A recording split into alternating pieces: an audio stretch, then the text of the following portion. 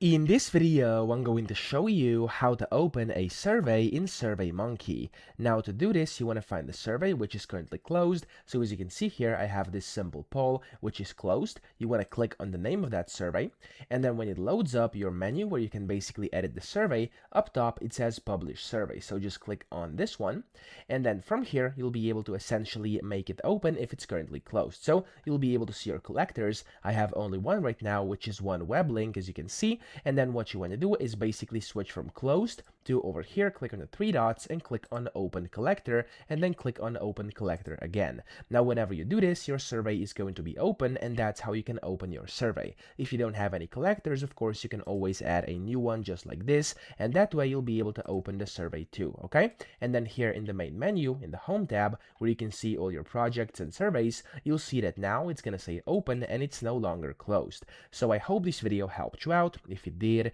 please subscribe to the channel and help me out as well.